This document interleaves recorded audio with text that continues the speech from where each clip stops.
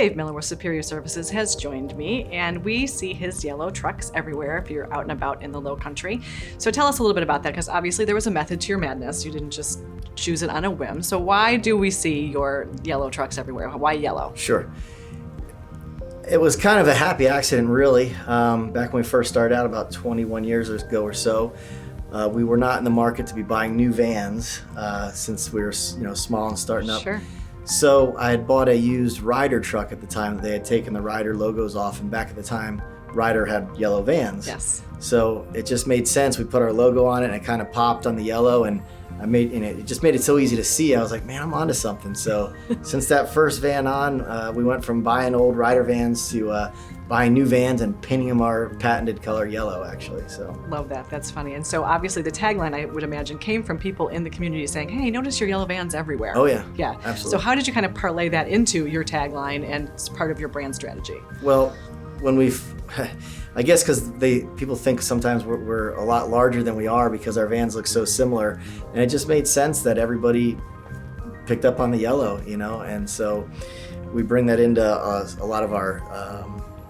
We had some songs out there back at one time for some radio commercials and stuff, and all rhyming with the yellow trucks and things like that. So it's just been, at first it was to catch the eye, and then it kind of just became part of the brand, and now it's the brand. Yeah, now it is the brand for sure. Yeah. And so I recently saw an article about you in CH2 and CB2, their Men in Business article. It's a good article. Gave a lot about your background and your journey getting here. So if somebody hasn't read that, give us a little snippet about that, because it has been a 21-year journey. Yeah. Tell us a little bit about that and what you kind of see going forward in the future for Superior Services. Sure. Well, they kind of touched on a little bit of everything. Like you said, it's been 21 years since we started. We rebranded a year ago from just doing heating and air to moving into plumbing, electrical. I mentioned, and we still haven't really rolled it out yet, but we are, some carpet cleaning. And we're just trying to become the whole house or the whole home, one call, fix it all type of deal. And so we kind of brought that into the article and just trying to really make everybody aware that we do more than heating and air now, I guess. Yeah. And how did you make the decision to go ahead and expand? It just made sense. Once you're in the house, you want to keep that customer. And if they're comfortable with you and you do a good job and everybody's happy, it just made sense to be able to offer more services to the same customers and grow your base and grow your customers just by expanding what you offer them. Well, and obviously it's a lot easier for the customer too. If I only call one number, right, and I can have all my questions answered, that's right, a lot easier than having 5 different people I have to call. Absolutely, and that was kind of our intention.